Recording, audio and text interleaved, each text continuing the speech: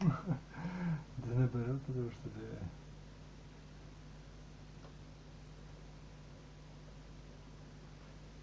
Да.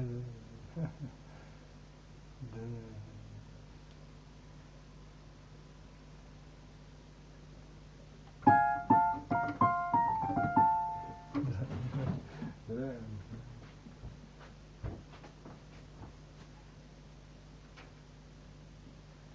Надо открыть свое дело, да, дело. Пришлют. Ой, кто здесь? Алло. Куда? Тихо. Тихо, не шири, ничего лишнего не надо.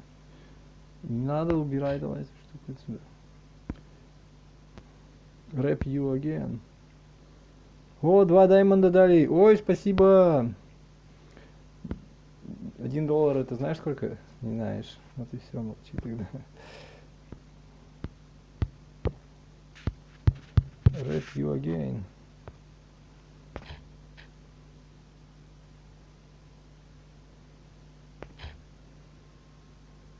Эй. Эй. Ну так.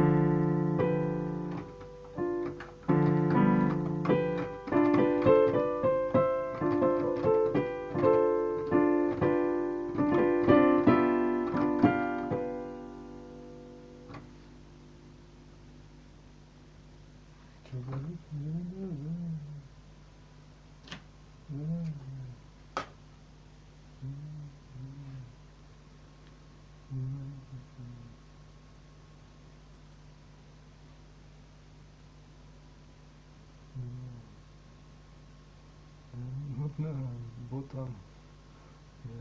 Вот это есть, да.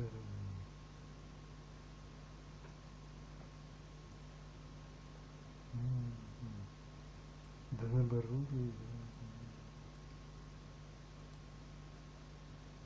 наоборот, потому что да, да наоборот.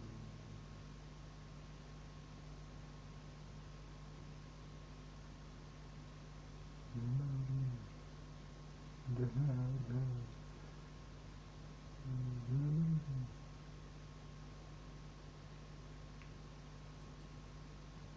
Не, наоборот. Наоборот, да нет, наоборот. Наоборот. Да нет, понимаю, да, вот это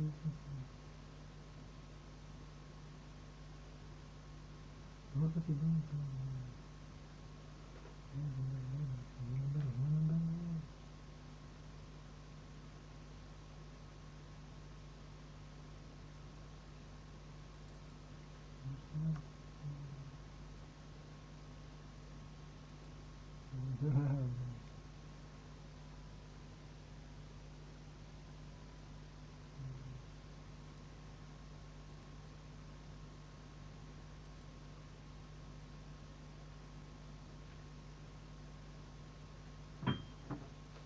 Ладно.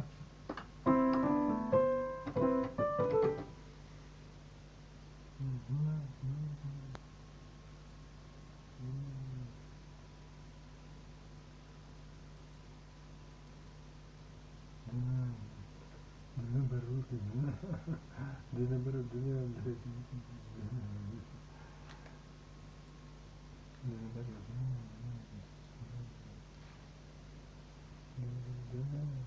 Вот это есть, да.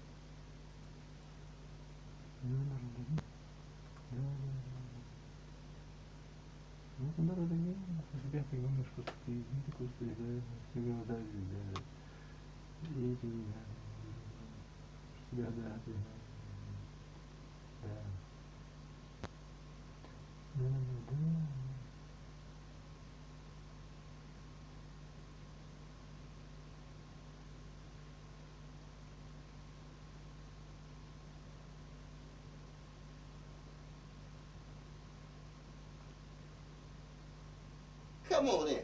Check out Masterclass. See what we got to say to you. We have these complicated origins that in some ways explain why we have the complicated present that we have.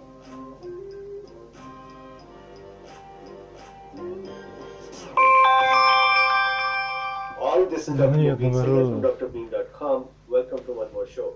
So there has been a lot of chatter about the European Medicine Agency's comment that the boosters, multiple boosters, could cause weakening of the immune system, and they doubted the efficacy of these.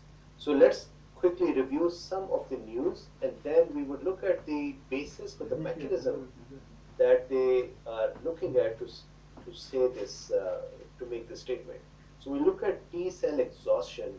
How does that happen, and what is the outcome of that? That is a mechanism we'll see. First, let's look at the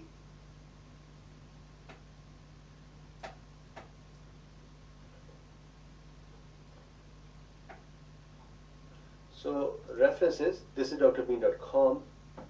This is T-cell exhaustion. I would also show you T-cell exhaustion on my Kindle. This is a book, the reference is in the description. This one is Cellular and Molecular Immunology ebook by Abbas et al. Beautiful book, I love it. So that book and its reference is present here, and as you can tell, I've been reading up. Now, here are various messages. So if you see here, the European Medicine Agency official raised concerns that a strategy of giving boosters every 4 months, hypothetically, poses the risk of overloading people's immune systems and leading to fatigue in the population. So really, population of the immunized people is what they're talking about, and I would go over that in a second. It is important that there is a good discussion around the choice of composition of the vaccine to make sure that we have a strategy that is not just reactive, and try to come up with an approach that will be suitable in order to prevent a future variant. So that is European Medicine Agency. This is WHO. WHO has a similar concern for the boosters, but their concern is mostly towards equity, that hey, do we have enough doses, and if we do, then more than just getting the boosters, maybe give it for the primary series to other nations. Then this is another, let me try to stop this or accidentally start this. So European Union regulators warn that frequent COVID-19 boosters shots could adversely affect the immune response and may not be feasible. Then they say boosters can be done once or maybe twice, so that means 4, but it's not something that we can think should be repeated constantly. And by 4 I mean primary series, dose 1, dose 2, then 2 boosters. 4 is what they are kind of saying we are okay with, but they're saying it should not be repeated constantly. Marco Cavallini, the EMA head of biological health, said at a press briefing on Tuesday, we need to think about how we can transition from the current pandemic setting to a more endemic setting. And believe me, we transition it or not, Omicron is actually taking us towards endemic, and we are going to move forward from there. This is another link with a similar information in it. So this is the background.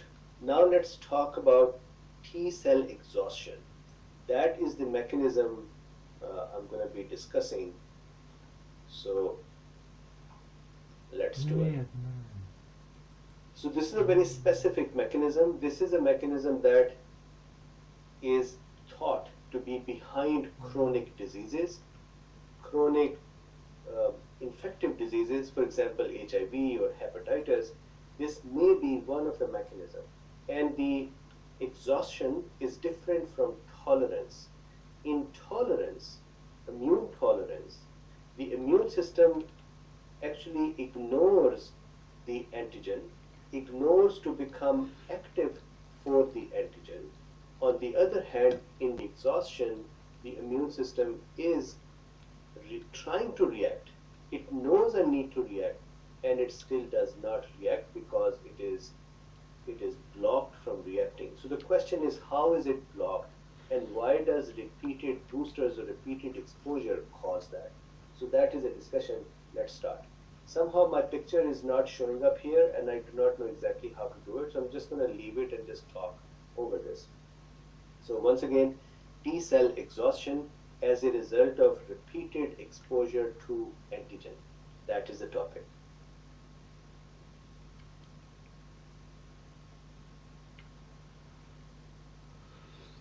I need to learn how to find my mouse on the machine. So next, so let's start from here. First of all, today's main character that we're talking about is a cytotoxic T cell.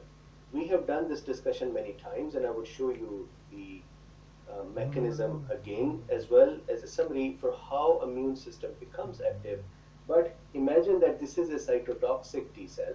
Cytotoxic T cells are also called CD8 positive because they have a protein cluster on them, which is called cluster of designation number 8.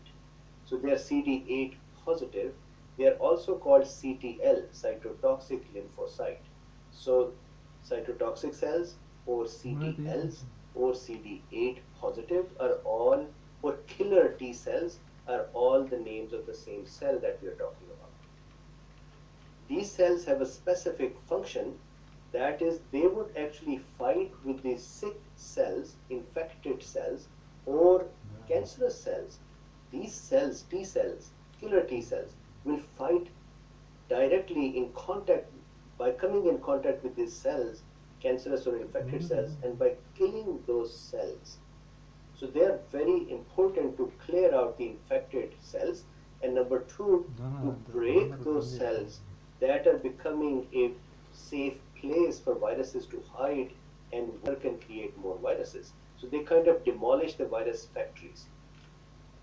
Now please remember, for our discussion today, CD8 positive cells have many kind of receptors on them to engage with a normal but sick cell. So imagine in your mind that there is a cell that has got an Omicron in it, or a virus or a bacteria or something. Also imagine a tumor cell, a cancer cell, which is also present there. Both of those cells, the sick cells, have specific problems. One is that both of those cells will be presenting on their surface the antigen. For example, the sick cell will present pieces of the virus, let's say Omicron, on its surface.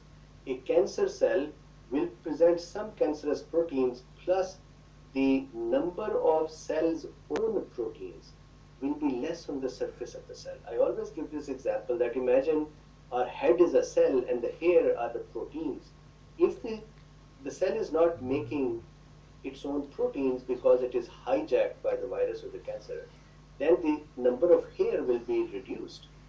And this can be a signal for the surrounding immune cells to say this cell is sick. So anyways, back here, the cytotoxic T cell has a CD8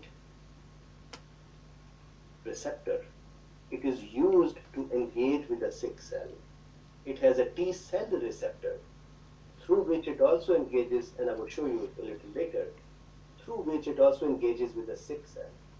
It also has another important receptor for today's discussion. It has many more.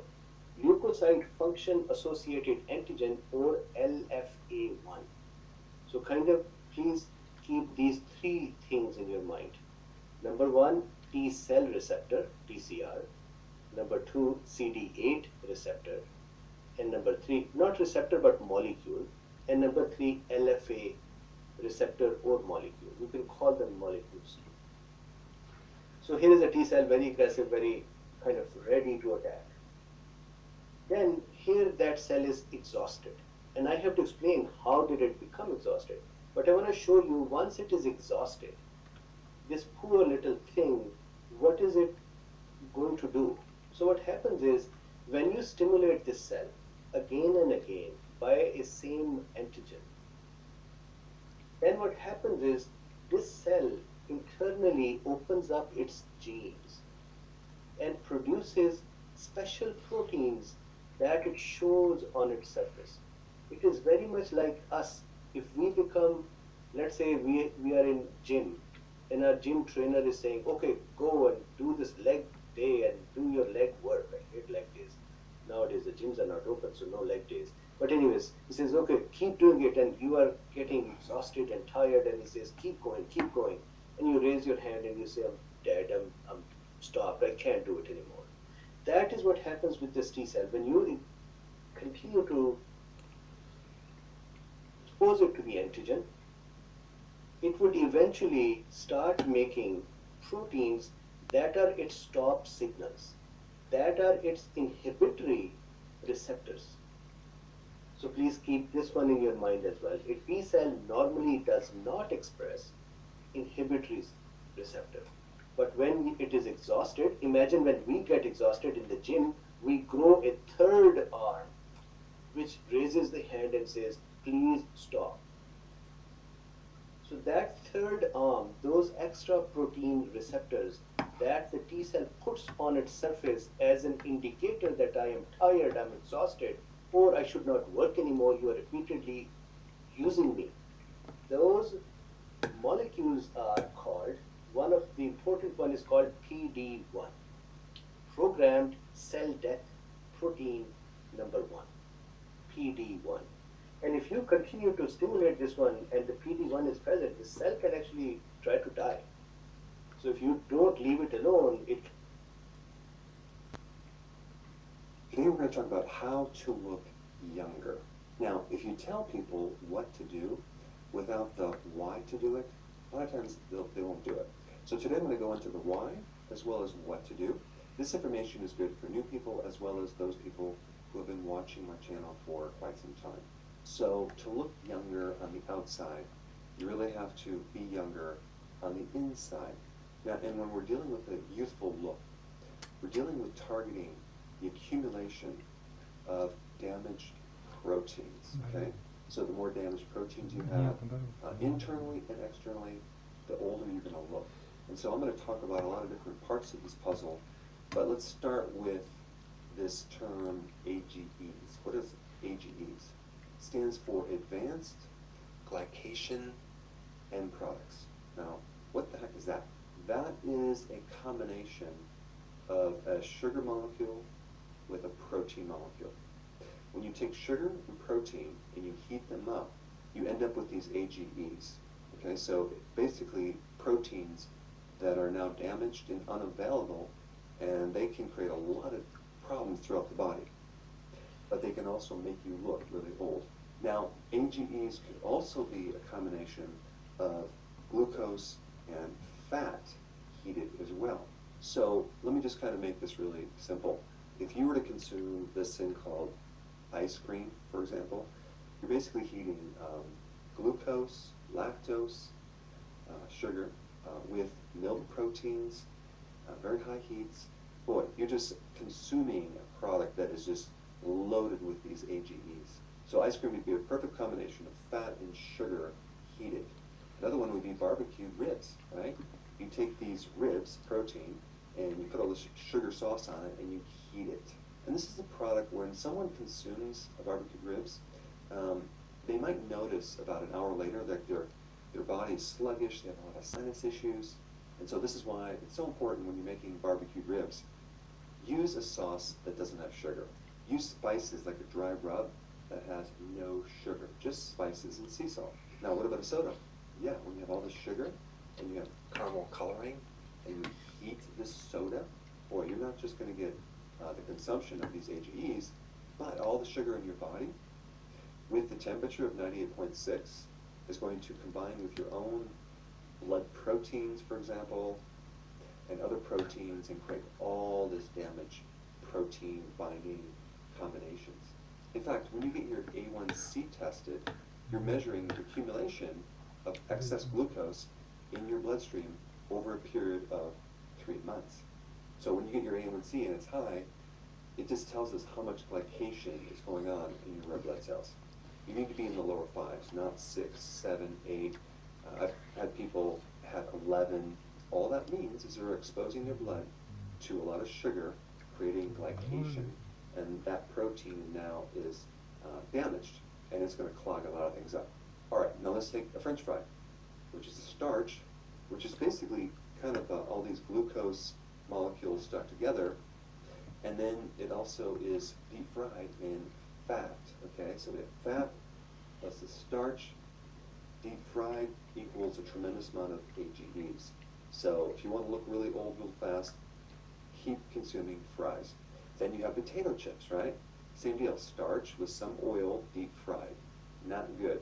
How about a donut, right? You have this deep fried donut. Boy, you have refined carbohydrate with probably like corn oil or soy oil or whatever type of oil they use. Oh my gosh, deadly. I remember going to the Kutztown Fair in Pennsylvania, where they had deep fried ice cream, deep fried potatoes, and deep fried Oreos, deep fried everything. In fact, you don't see a lot of young people walking around on that fair. Now, what about a burger, right? Hamburger. Well, we have this meat with ketchup, and then we have a bun. Of course, you want to add fries to that and a Coke. Wow, you talk about AGEs on steroids. A perfect deadly combination to look older really quick. And then you have pretty much every combination of fast food that you would find in a fast food restaurant. You have Chinese food, you have Mexican food. These are all examples of AGEs, and these are things that make you older, and these are the things that you need to avoid. Okay, let's talk about how to get rid of AGEs from your body, okay? Well, there just so happens to be a condition called autophagy, which is like an oven that can cook and break down AGEs, damaged proteins, and old proteins, as in old skin cells, and it repurposes these proteins. So autophagy stands for auto, meaning self, phagy means eating. So your body is eating its own proteins in a way. It's repurposing and recycling old damaged proteins and making new ones. So autophagy is really good for AGEs, it's good for old wrinkled skin, and it's an essential condition to make you younger. And the biggest way to get into autophagy is through fasting, okay? Now, for those of you that are new to my channel, I would highly recommend starting with intermittent fasting. Put some links down below. But for those of you that have been watching my channel that are doing fasting already, let's say you're doing 2 meals a day, I would recommend going to 1 meal a day. That's called Omad. Now, for those of you that are doing Omad, I would recommend to do what's called dry Omad. Now, what's dry Omad? I'll be doing some videos on this topic, but dry fasting, which is basically not consuming any water as well as no food, creates a compounding effect. It's like 3 times as powerful. So if you're going to do dry Omad, you would drink no water all day, except at night when you have that one meal. But a lot of people are doing dry fasting for more than just one day. They're doing it for 2 days, 3 days, 4 days, up to 7 days or longer, because you can generate water from your fat cells. Now, I'm not going to get too much into that in this video, but it's very, very, very, very powerful, but it's more advanced. And so I don't recommend it unless you've done regular water fasting for a period of time. But if you want to take the next level, you want to start doing dry fasting with Omad. So I highly recommend, if you want youthful skin, to get a certain amount of sun, okay? But just make sure you don't go to the burning level. There's certain types of light, frequencies, or wavelengths, like infrared, that tend to buffer the damaging effect of UV light.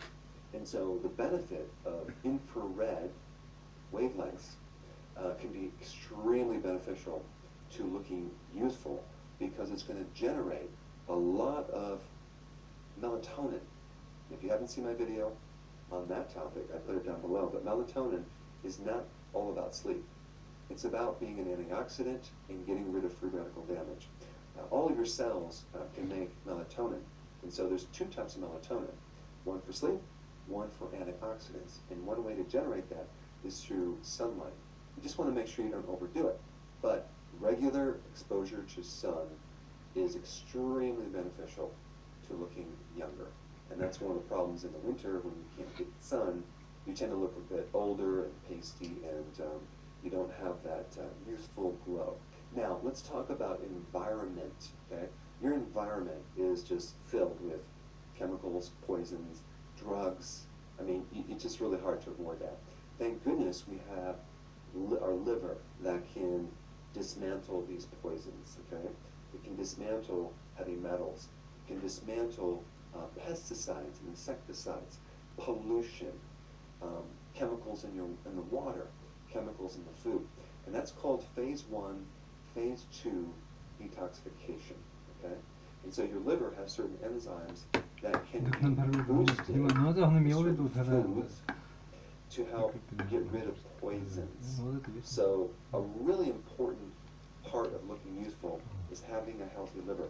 If your liver is cirrhotic, or filled with cirrhosis, scar tissue, or it's filled with fat, or it's inflamed, you're going to look old. So anything you can do to strengthen the liver is going to make you look younger. And there's a couple things I'm going to just mention right now. Cruciferous vegetables, okay? They have certain phytonutrients that can boost your natural enzymes to help phase 1, phase 2 detoxification. Okay, so that's number 1. Like I mentioned, vegetables giving you antioxidants directly to help act as a scavenger or like a sponge to clean up all this free radical damage that's occurring due to inflammation or chemicals or heavy metals, etc. So as you add more cruciferous vegetables like kale, broccoli, Brussels sprouts, arugula, I like arugula in my salads, you are going to create a healthy liver. And the thing about the youthful look, it has to be created continually, okay? A lot of times people just neglect this creation of health, and then they wonder someday what happened to my body. But it has to be continually created every single day. Now, a lot of these poisons and chemicals and toxins that come through the liver, you need bile to help eliminate these toxins.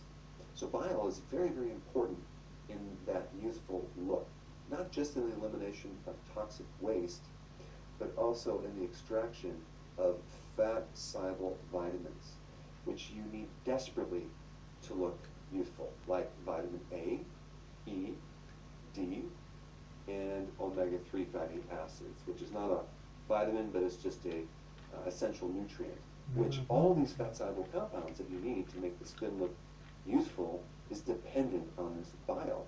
So if you don't have enough bile because of various reasons, let's say you have a fatty liver, let's say you're on a low-fat diet because fat stimulates bile, or you have some type of, let's say you have gallstones and you removed your gallbladder.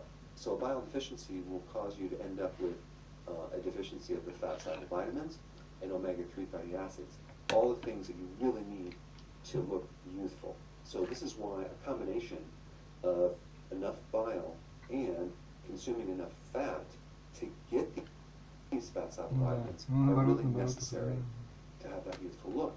This is why people going on a low-fat diet end up looking older, because they don't have the benefits of the vitamin A, D, E, and omega-3 fatty acids. So let's just touch on the type of fat that I'm talking about. I'm talking about like fatty fish, like salmon. Amazing for omega-3 fatty acids, which is essential for the anti-inflammatories and to counter all the omega-6. Смотри, я тебе просто скажу. Дрожжи нельзя потреблять. Все, что кислое, маринованное, это несъедобно. Это все тухлятина. Все, что, да, дрожжи это вообще не еда. То есть это просто отрава. Ну, я не могу тебе сказать, отрава, не отрава.